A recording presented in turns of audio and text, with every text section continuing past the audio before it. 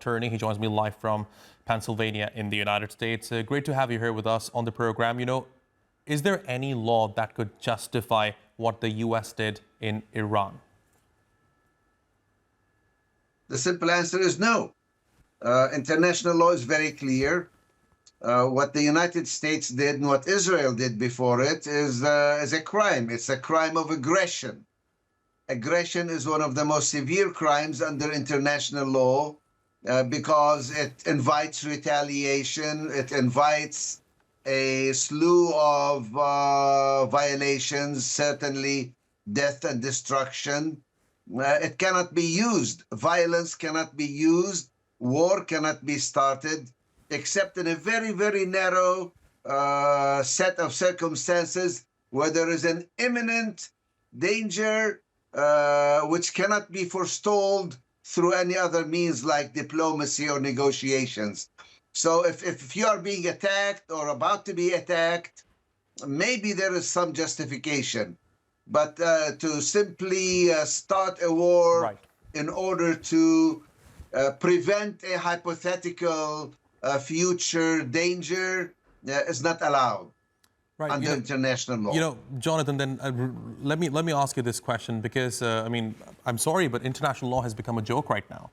You have countries violating international law on a daily basis. International law is being violated. It is not a joke. The fact that there are some criminals out there or that there are some powerful people out there that think they can violate it with impunity does not make international law itself a joke. It imposes a duty on all the other countries to step up and enforce international law and give it teeth. We need... Jonathan, the point that I'm trying to make here is you have Israel that has violated international law multiple times in Gaza, in the occupied West Bank. Now you have the United States violating international law in Iran. Then look at the response that's coming from the West, especially US's European partners.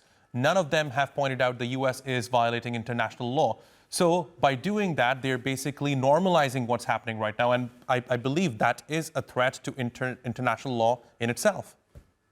I totally agree with you because international law requires all the countries to abide by it. Now, the United States raises an additional argument, which is we don't want Iran to have a nuclear weapon. Well, that is why there is an NPT, a nuclear non-proliferation treaty. That is why there are inspections.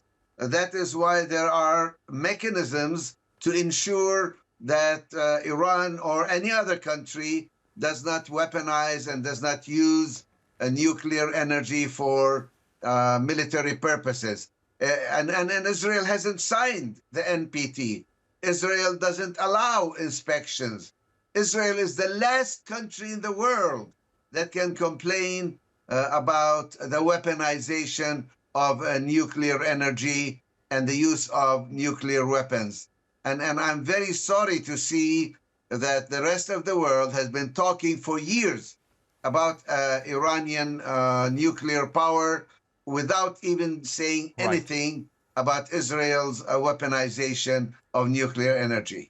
Fascinating insights. Jonathan Kuttab, thanks very much for joining me here on TRT World. I really appreciate your taking out the time.